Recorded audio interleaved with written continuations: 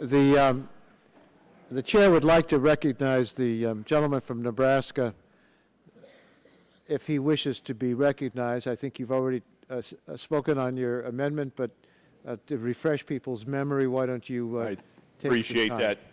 This amendment eliminates part of a discussion that's occurring within the EPA right now, in essence, to add in international lands that have, particularly rainforest lands that have been deforested, and add that into the life cycle of ethanol under the assumption by the EPA that if you're taking an acre away from food or seed or corn or soybeans that would have been fed to animals, and you turn it into a biofuel, that impacts other countries' decisions, and in essence, my cynical view, but essentially correct, that forces other countries to have to plow up, so to speak, the rainforests and then plant food in lieu of what was taken out of the food stream. This is part of the carbon life cycle of biofuels. I personally felt that the logic is more than fuzzy.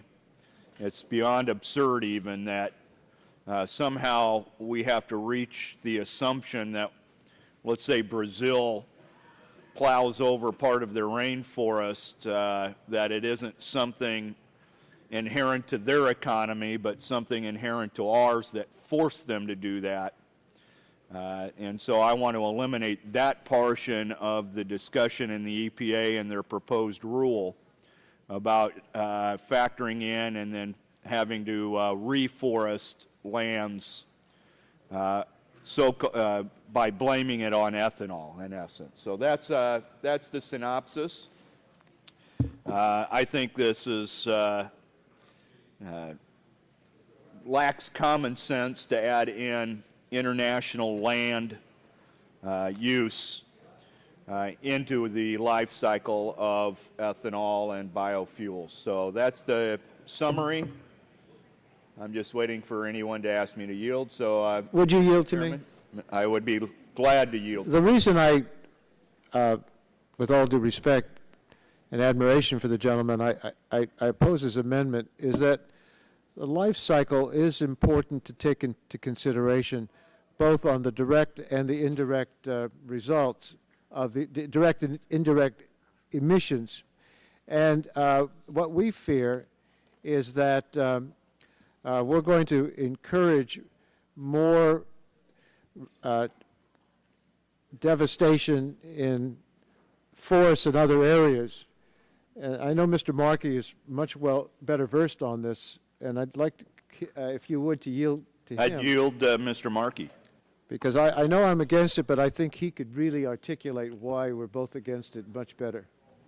I thank the gentleman very much. I'll tell you what, why don't you yield back your time, and I'll yield back my time, and that way he gets his 5 minutes. You're gentleman yields back his time. Mr. Markey is now recognized. I thank the gentleman very much.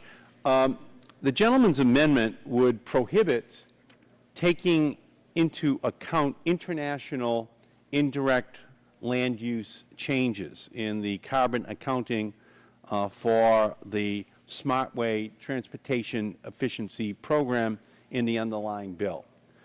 But what, as we've heard, his real concern is the impact on the renewable fuels standard of the methodology that the EPA is developing to count carbon in biofuels.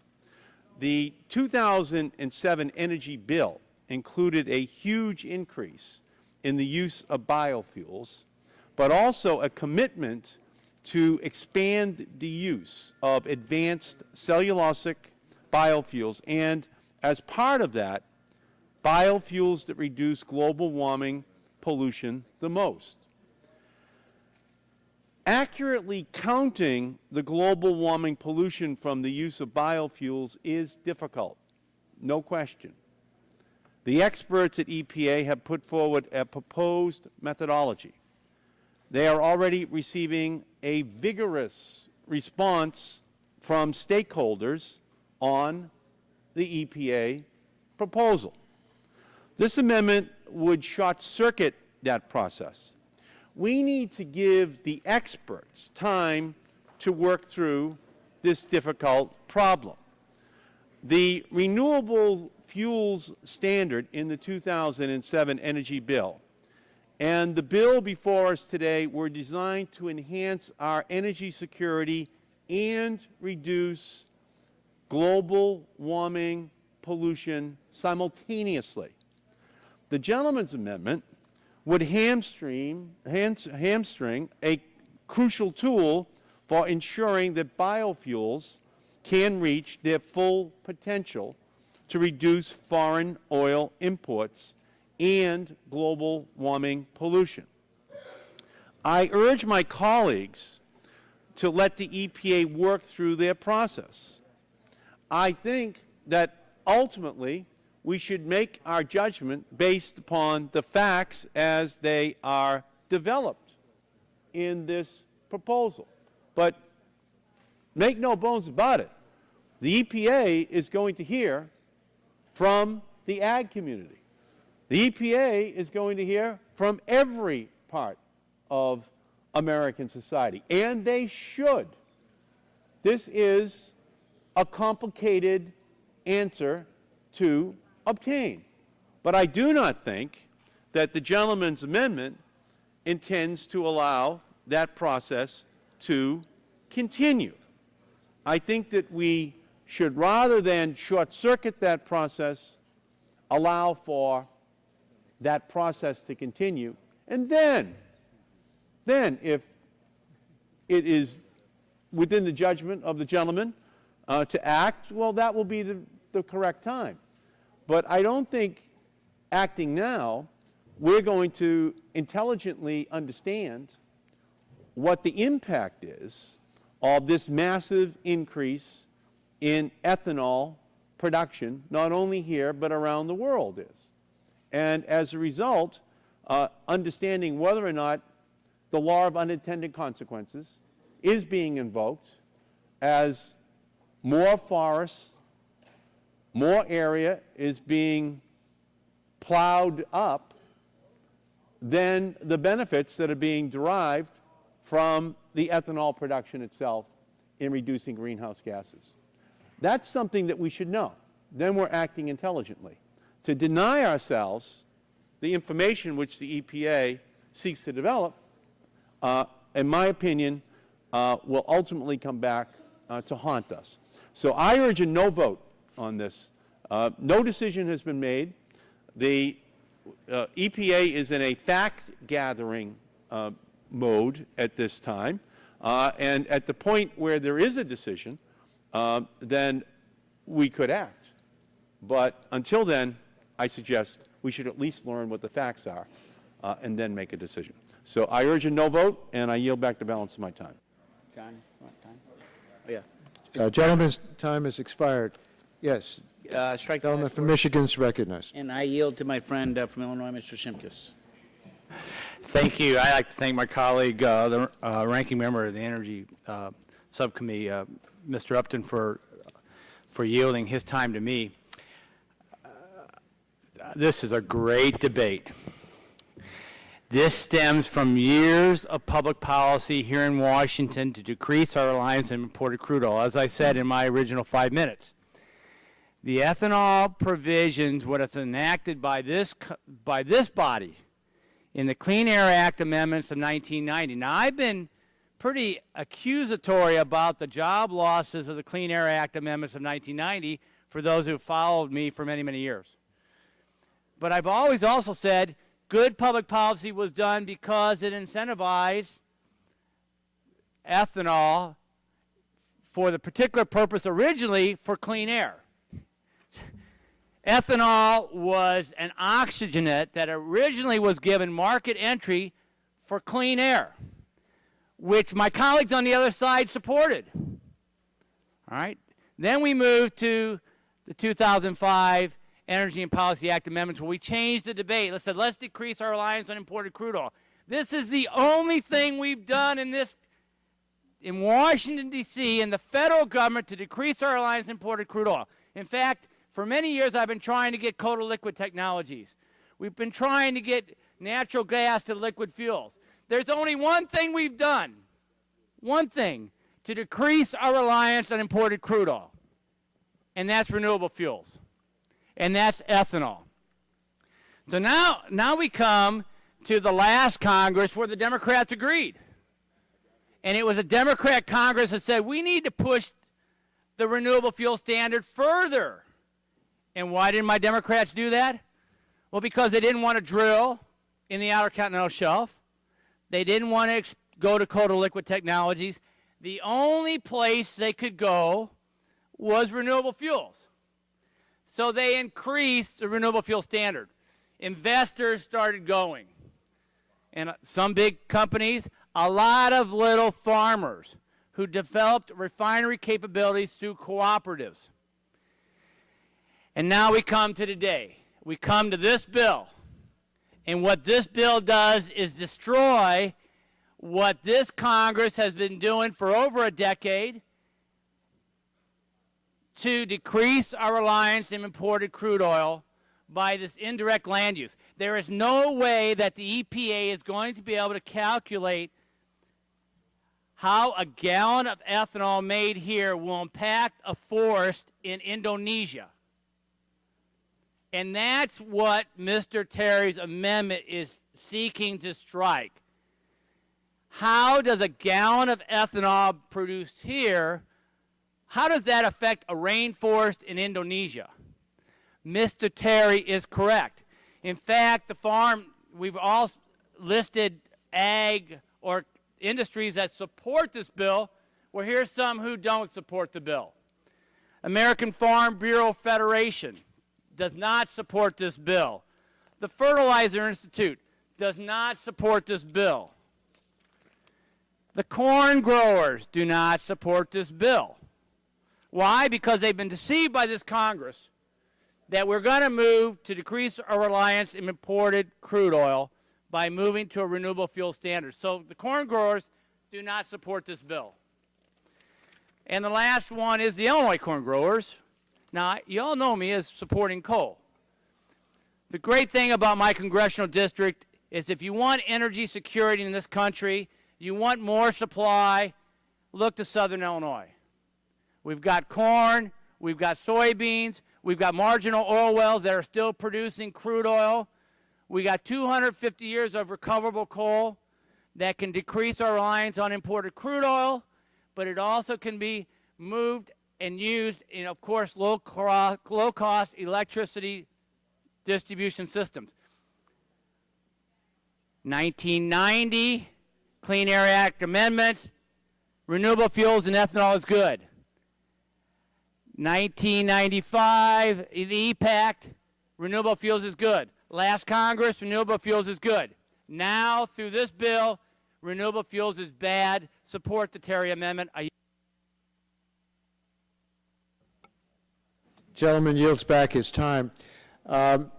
We've debated this at length, but there are members who have strong feelings about this on both sides of the aisle who are not going to be here if we go right to a vote. And so what I will suggest we do is to put this amendment aside till, I think, 8:30 or sometime shortly after that when the members are scheduled to return. What is it? We'll have a debate, 2 minutes on each side, and then go to the vote. On this amendment, yeah. Mr. Pitt, for what purpose do you seek recognition? Strike the last words. Gentleman is recognized. I'd like to ask the gentleman, Mr. Terry,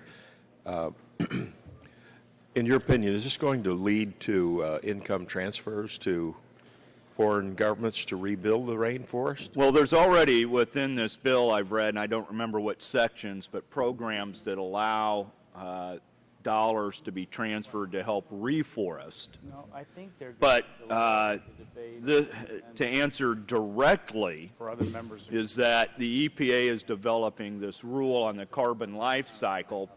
I believe that's the ultimate goal, although under the bill, if it's passed, what happens is if indirect international land use becomes part of the life cycle, the carbon life cycle of a biofuel, that under this bill, He's sitting. all biofuels will just, you can't use them. Does he know that? If we continue to produce that under the Clean Air Act, consumer or environmental groups could sue and actually stop the production of biofuels. And I agree I'll with yield to Mr. Terry. Go ahead. yield back my time. Okay, thank you. I'll yield. Go ahead. And the point that Mr. Shimkus was making about the indirect international land use is right. To me, it's just scientifically absurd to connect a gallon of ethanol to the destruction of some trees somewhere else in the international world. And so I want there to be a scientific study on carbon emissions of biofuels from the seed to the tank. But once you put in this nebulous, extremely vague aspect into the EPA rule defining the life cycle and carbon emissions of biofuels, then it only leads you to one conclusion. And so that's why we need to stop this rule or this aspect. I'm not saying stop the study on life cycle of carbon or the carbon life cycle of a biofuel or ethanol specifically or biodiesel specifically. What I'm saying is don't use the international land use aspect of this, because frankly there's no way you can reasonably say that any destruction of a forest in South America or Indonesia or anywhere else is directly related. So let's end this absurdity, and frankly I don't trust the EPA and their rulemaking, because I've seen examples where they develop science to match what they ordered in the first place. So this is a way to just say this is absurd, let's not go there. Joe, do you want any more time back? I'm done. Would the I gentleman yield back to Joe. Would the gentleman yield? Exactly. Yes. Oh, wait, I can't. Joe. I'll yield. I thank the gentleman for yielding. And I understand the gentleman's attitude. But I don't think that any of us are in a position to say it's absurd. I just don't think we know. And that's the point of this wide open process that is taking place at the EPA with experts from all sectors now fighting at a table over what in fact are the consequences of the indirect impact here. And no one holds our profession in a higher regard than I do.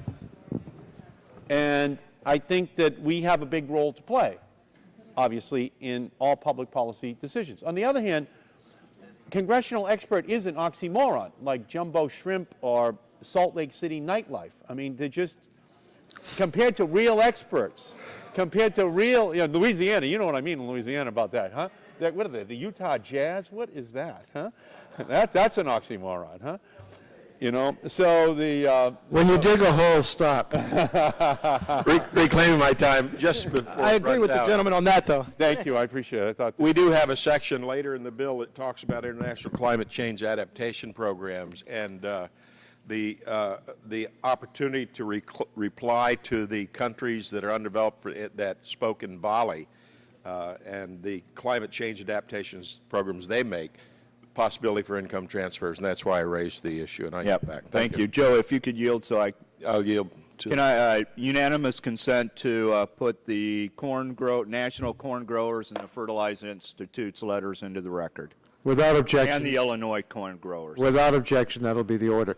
Now, I would like to put this aside without objection, and we will take it up when members return who are attending the White House dinner at sometime around 8:30, and we will then call on a proponent of the amendment for 2 minutes and an opponent of the amendment for 2 minutes, and then proceed to the vote.